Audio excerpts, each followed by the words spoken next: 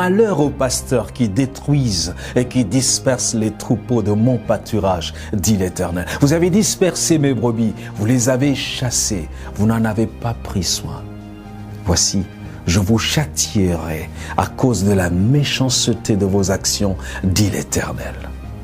Gémissez, pasteurs, et criez, roulez-vous dans la cendre, conducteurs de troupeaux, car je vous briserai et vous tomberez comme un vase de prix.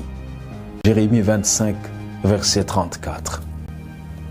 Avant que ce jour n'arrive, si vous êtes un de ces faux bergers, repentez-vous et revenez à la parole de Dieu. Je vous en supplie. Ce qui m'attriste aujourd'hui, c'est la vue de cette foule semblable à des moutons que l'on mène à la boucherie. Des millions de personnes à travers le monde sont sous le coup de l'enchantement de Satan. Que sert-il d'aller à l'église pour chercher des miracles et de rester toujours la même personne grincheuse, vivant dans le concubinage et la concussion? Ouvrez vos yeux.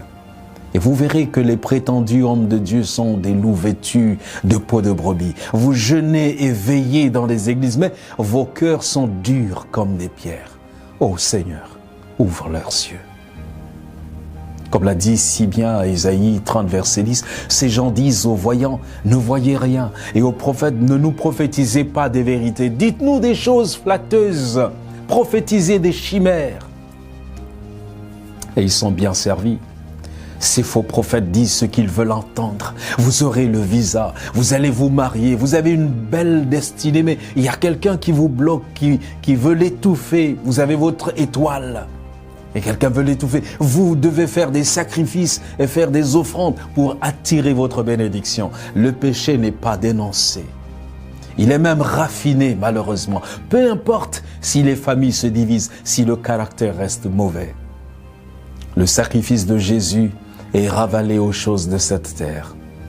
Ne parlez pas de la repentance, de la douleur du péché, du retour de Jésus et de la fin du monde.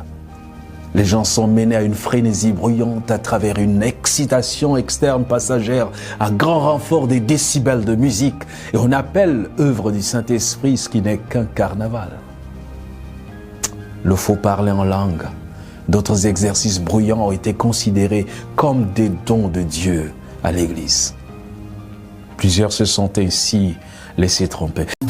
Tu vas travailler, amen. Tu vas enfanter, amen. Tu vas voyager, amen. Tu vas te marier, amen. Tu vas prospérer, amen. Pour ça, on répond vivement, amen. Mais quand l'homme de Dieu te dit, il faut changer, ah bon? Il faut pardonner, il faut beaucoup prier, il faut te réconcilier, il faut même jeûner, oh. Ah là là là. Pour ça, on répond froidement, amen.